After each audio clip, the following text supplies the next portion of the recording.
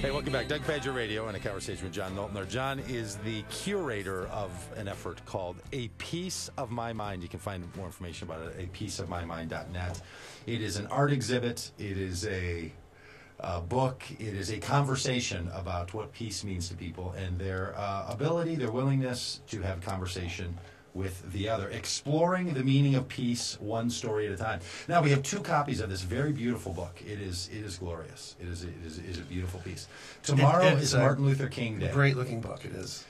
Tomorrow is Martin Luther King Day, and we're going to give a book away to somebody who is the first caller who can tell us which Martin Luther King Day is this. How many have there been? This is the which one, and Will be the one to tell you if you got the answer right.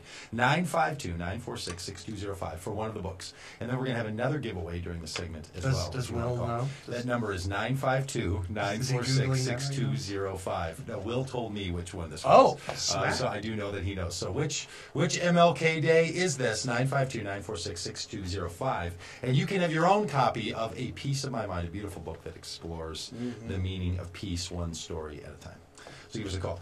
John, you were saying that this tour of the exhibit is going to be making its way to Memphis. Yeah, that's right. I was in Memphis earlier this year to speak at the Peace and Justice Studies Association and present this project. And while I was down there, I connected with the folks at the National Civil Rights Museum, and they expressed some interest in the exhibit. And tell us about the National Civil Rights Museum. The National Civil Rights Museum is in Memphis. It's housed in the old Lorraine Motel, which is where Martin Luther King Jr. was assassinated. Yeah. So he was assassinated out on the standing out on the balcony, and if you go there, they've maintained that room the way it still exists. They've right. reconstructed it the way it was, but it's an amazing museum, and as you work your way through, it tells the story of the human rights civil rights movement, and then you go around a corner and you wind up in that room, and it's really quite impressive.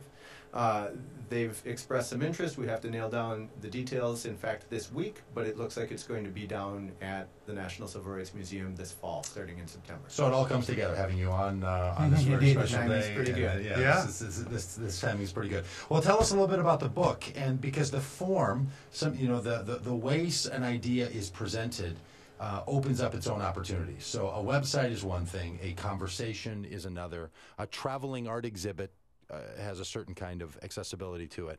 And why did you want it to be in a book? Because as people go to the Be-Below shop, or they go to Common Good Books when they get more copies of it, or they go to the Fringe Salon, or many of the places listed on your website where they're selling the book, or to Amazon or the website, apieceofmymind.net, why did you want it to be put together in a book? What do you hope people do with it? And I know you put together some material for people in book clubs and other things. Well, to begin with, I found I was getting a lot of people who saw the exhibit who were asking for the book.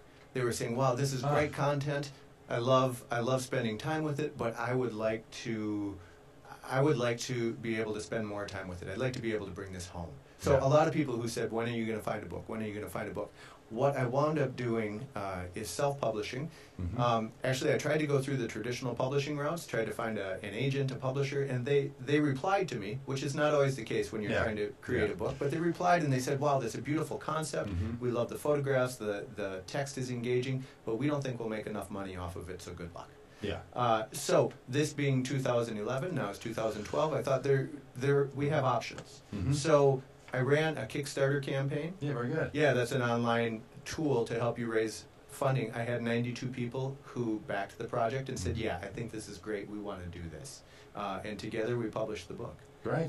And you're putting together some material for people to use the book in some way? So that's right. In fact, in the back of the book, there's a series of discussion questions, so that it works really well with book groups, book clubs, different study groups.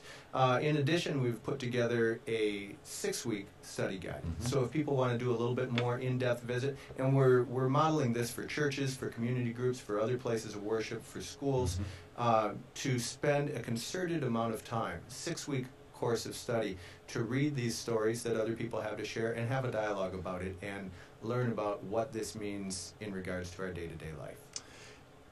If people wanted to buy a set of these for folks that they wanted to have a book club with, can they do that off your website? Should they do that off of Amazon? Do you have a suggestion? No. If you were gonna buy more than a single book, I would go to the website. My email is on there, and contact me directly for that. Yeah, and then people could make their purchases that way for the book groups and for other things. Absolutely.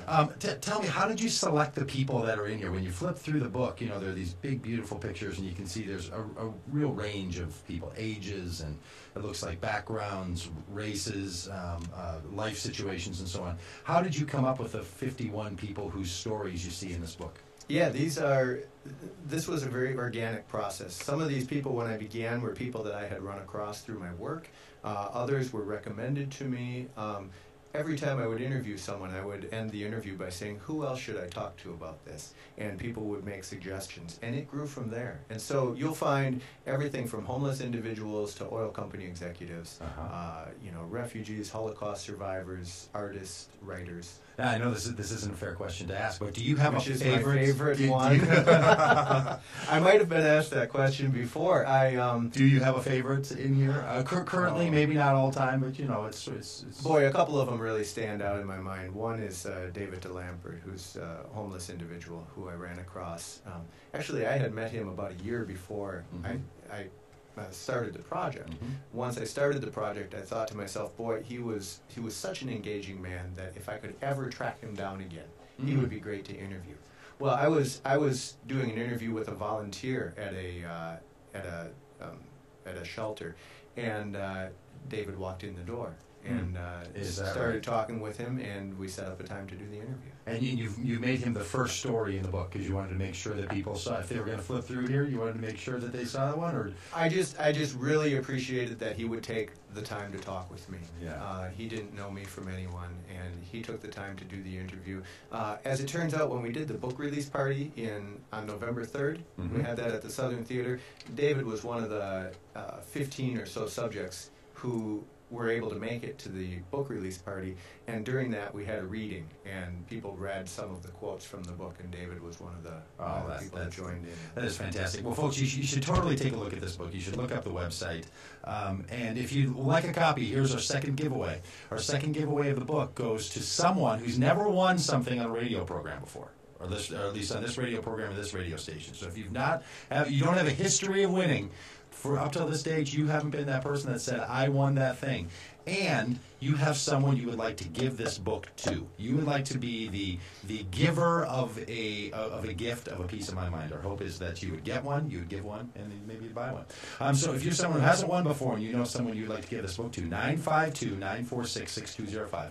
952-946-6205, and the book will be yours. Now, John, we have less than a minute, but you're starting the follow-up project to this, or book number 2? Or? Yeah, we're working on what we hope will become book number 2, and it's the same conversation.